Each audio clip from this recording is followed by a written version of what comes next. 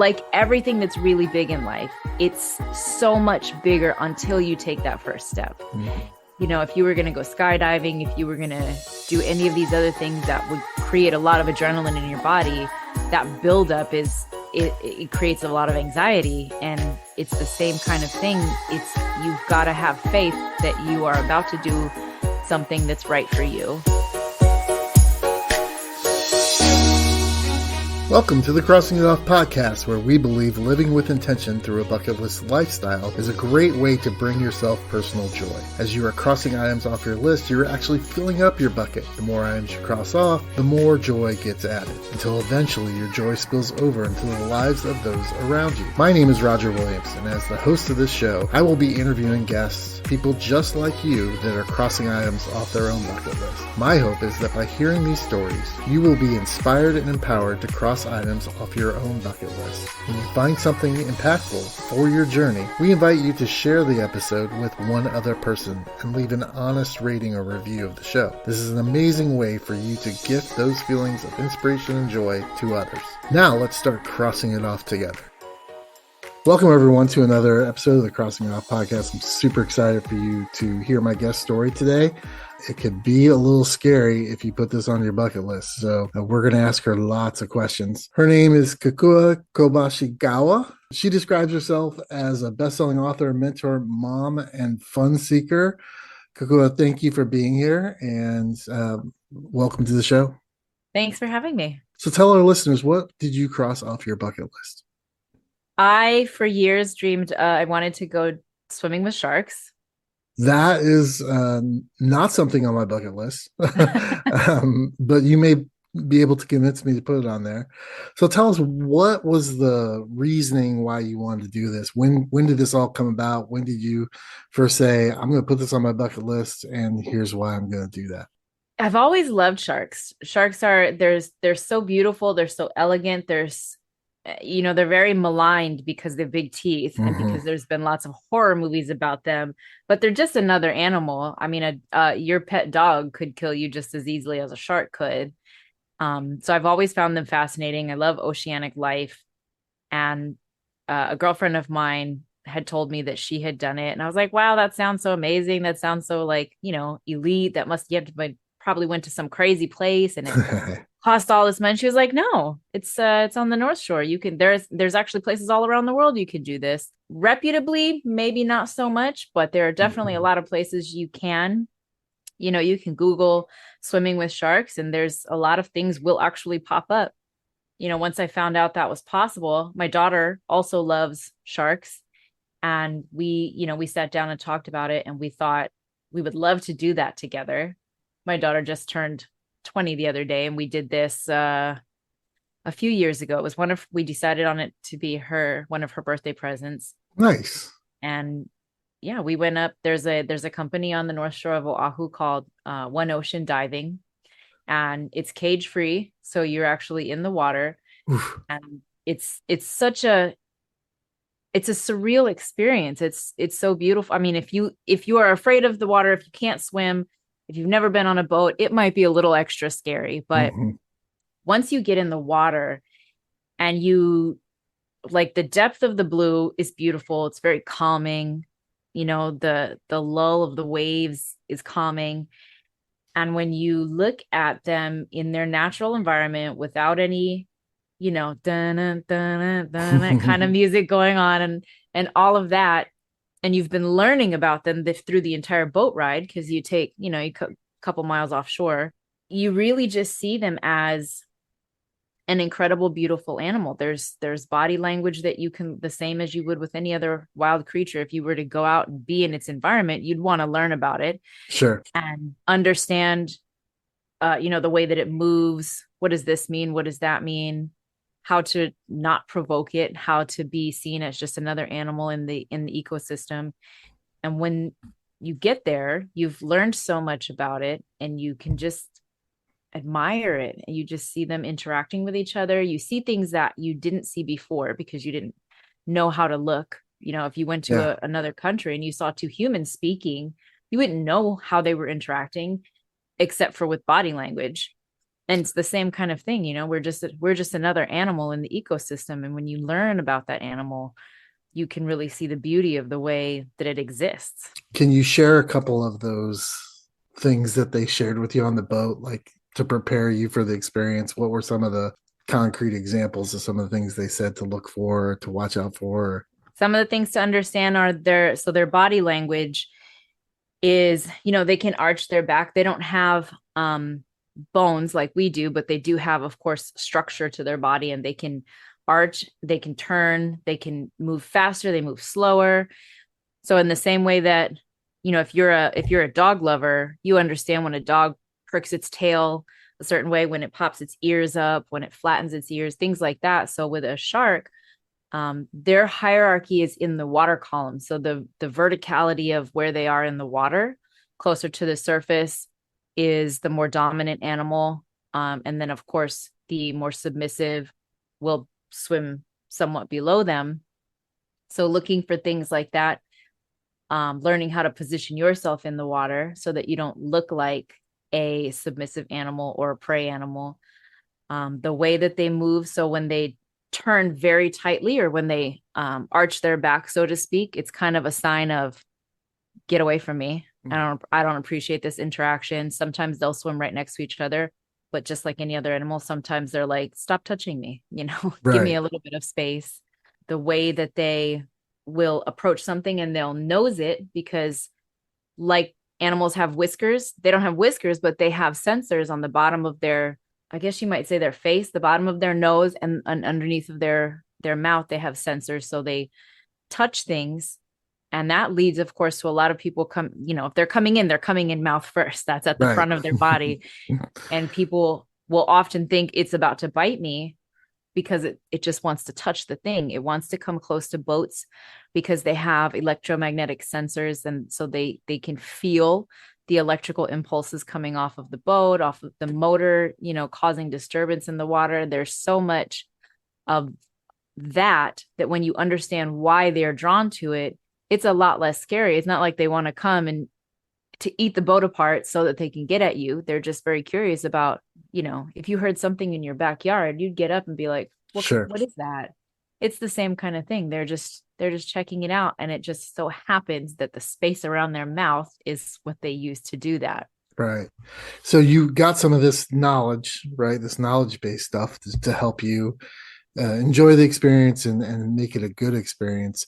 What did you do to prepare your mind? Like, I don't, even if I said, yeah, I'm gung ho, I'm ready to do this, there would, in my head, there'd be like a ton of fear, right? So what did you do for yourself to kind of mentally prepare yourself to do this besides the information and knowledge that you got about being near the animals? For us, it was a little more of excitement than fear. In our culture, I live in Hawaii, where we are Native Hawaiian. A shark is not necessarily something to be feared. Of course, we have fear of it, because it is, Mm-hmm. those teeth are sharp and they're big. But we approach it with a little bit more, I would say, an air of caution as opposed to fear. Mm, Because I intend you no harm, and because I know that you intend me no harm, unless there's something wrong or you're hungry. It's less fear and more just respect and curiosity. But I have taken other people to do this dive, who are incredibly fearful before they get in the water, mhm. because until I bullied them into it, they never had any desire to swim with, sharks. And what I told them was, like everything that's really big in life, it's so much bigger until you take that first step. Mhm. If you were going to go skydiving, if you were going to do any of these other things that would create a lot of adrenaline in your body, that buildup it creates a lot of anxiety. And it's the same kind of thing.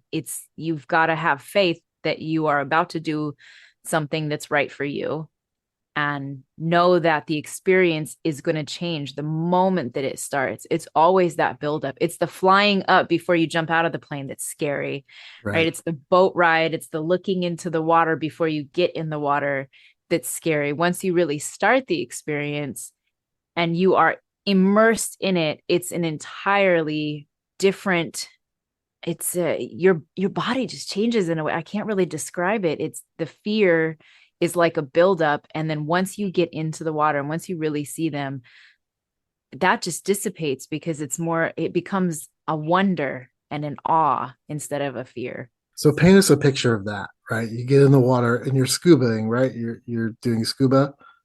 No, this was snorkeling. Okay, so you all just kind of on the top level, kind of looking around. What does that picture look like?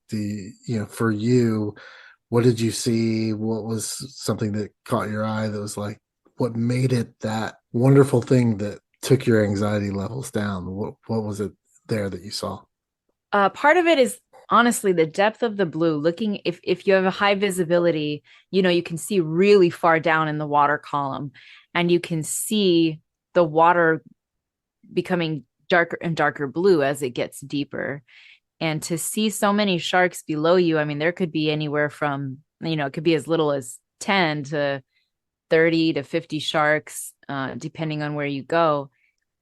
And that in and of itself, you're just kind of in the same way that people laugh when I say this, but in the same way that you might watch an aquarium Mm, and it's just little guppies and fish, and you're just kind of like you're mesmerized by watching them move. It was just a much more grander version of that you just got to be a part of it. And if you're lucky, there will also be other wildlife in the area. So when you see that there are other, maybe there are dolphins, there could be barracuda, there could be any other kinds of fish, and they're just all coexisting, mm, right? It's not like the second a fish comes around there's a feeding frenzy because they eat everything in sight, which is what a lot of people fear. If they right. see you, they're going to eat you.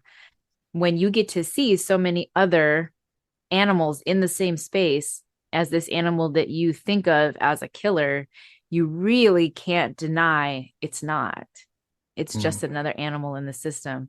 And that in and of itself is a beautiful experience because there are most animals we never get to see them in the wild. We only get to see them represented on TV or in an aquarium. And to be able to see a truly 100% wild animal it's a spiritual experience. I would say it was for me. That's awesome. What was something about the experience that maybe you didn't expect? And that could be a good thing or a bad thing, but was there something that like, whoa, I wasn't expecting this? Was there a moment like that?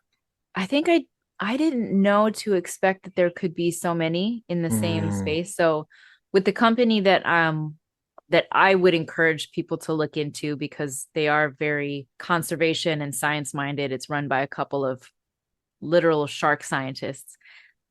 I had no idea that there were just, they call them aggregate sites, where it's just a place where sharks come and they like to hang out. It's mm. just it's their coffee shop. They just come and they cruise around and they're just hanging out together. And that was completely new information to me. To see so many just hanging out with each other, and they're different kinds of sharks. If you're lucky, you'll see multiple different kinds of sharks. It's like getting to be a fly on the wall in a place that you don't belong, and that's kind of a cool experience. Yeah, I imagine that would be. Here at the Crossing It Off podcast, we are passionate about inspiring you in your bucket list lifestyle and empowering you to live out your list. We offer many resources to assist you in your bucket list journey, such as web resources in the show notes, bucket list mentoring services, my book Live Out Your Lists, a private Facebook group for you to share your bucket list success stories with others, and more. All of these can be found at crossingitoffpodcast.com. Find the resource that fits your need so that you can live out your list. Now back to the show. When you were done with that experience, you have had this, like you said, kind of spiritual thing. When you got back into the boat, right? How are you feeling when you got back into the boat? What was your body telling you? What was your heart telling you? What was your mind telling you? Very peaceful. Hmm. Like a strange combination of excitement because seeing something that I had been looking forward to for a long time, and the peace of just, being in the ocean is peaceful in and of itself, and getting to satisfy a desire that you've had, especially one that may have had a little bit of fear attached to it. Mm-hmm. Once you remove the fear, and you just have the experience, there's a peace that comes with that little bit of conquering, something that was holding you back inside. I'm assuming I know the answer to this question, but did the experience live up to what you had created in your head before you went out and did it? Absolutely. Absolutely, it did. Yeah.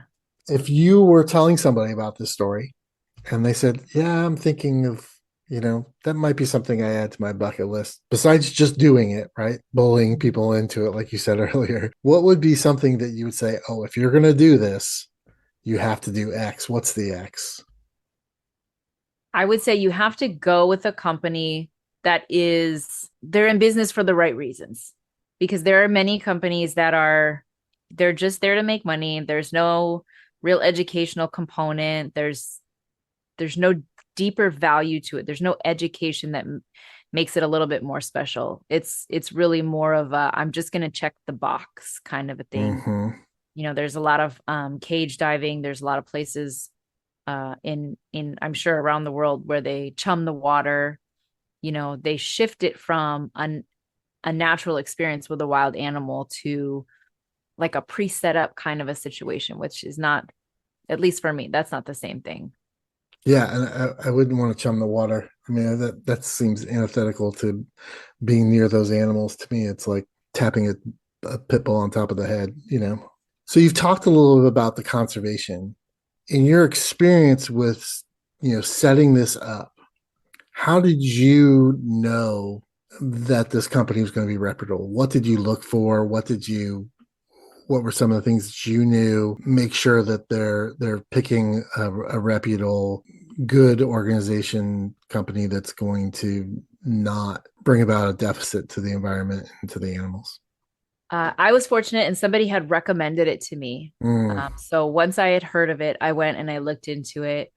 I love that the company is owned and operated by, as I mentioned, actual shark scientists, shark conservationists. They've worked in that field for 20 plus years. It's their life's work, and they are very, very heavy on the educational aspect as opposed to just the thrill. And so that was really important to me. They, like I said, they don't feed the animals. They don't do anything to draw them in. They go to the place where they are naturally inclined to hang out, so that they're not really disrupting any kind of balance. They're not feeding a certain type of behavior.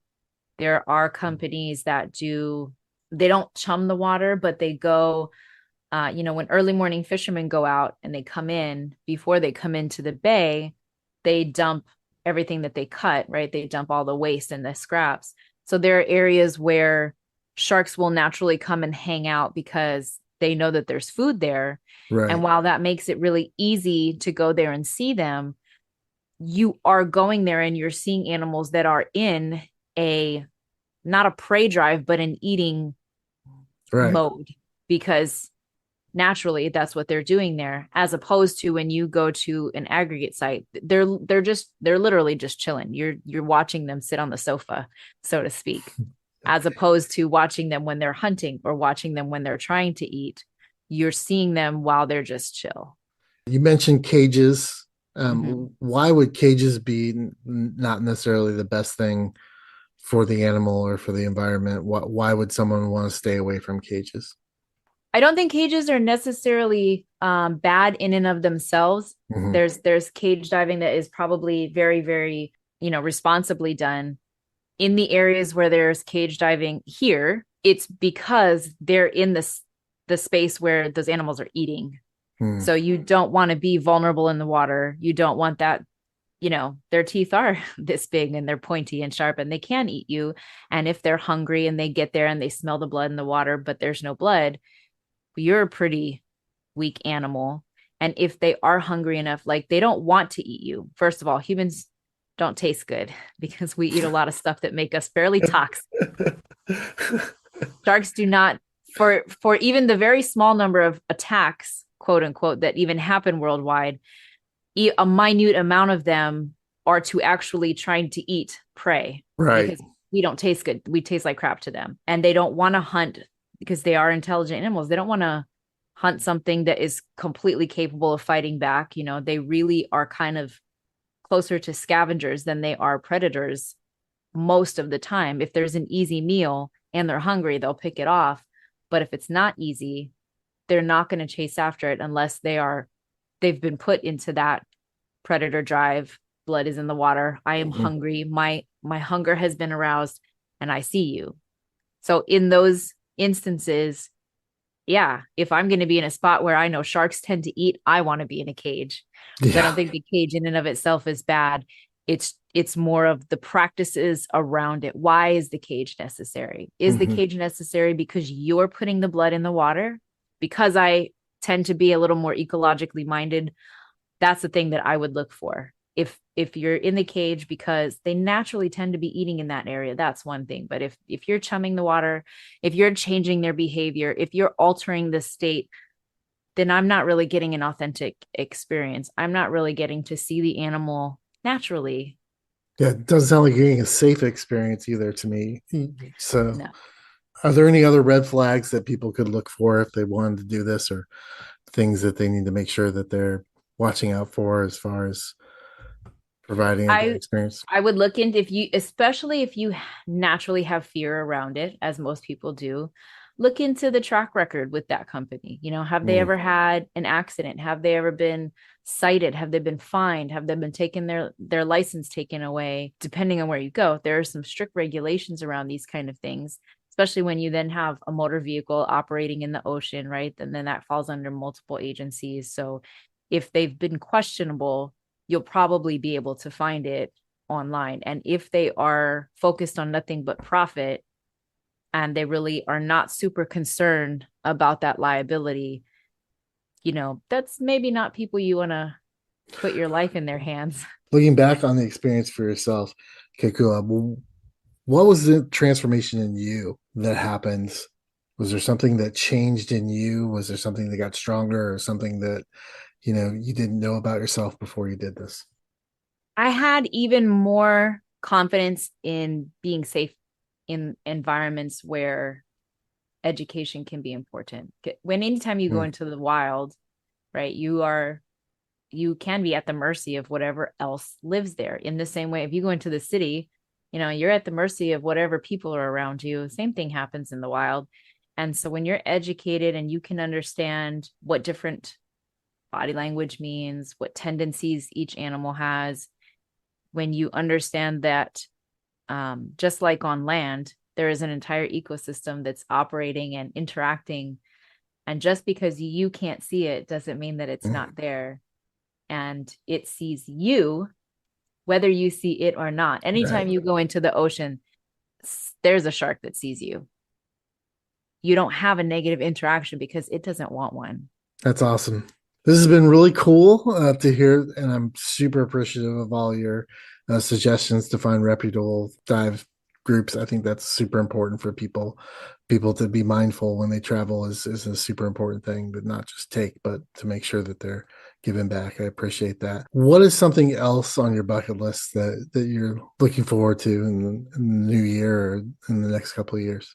I um in line with my book, I have a mission. I'm a woman that came out of an abused relationship, and the abuse in my family tree is on every freaking branch.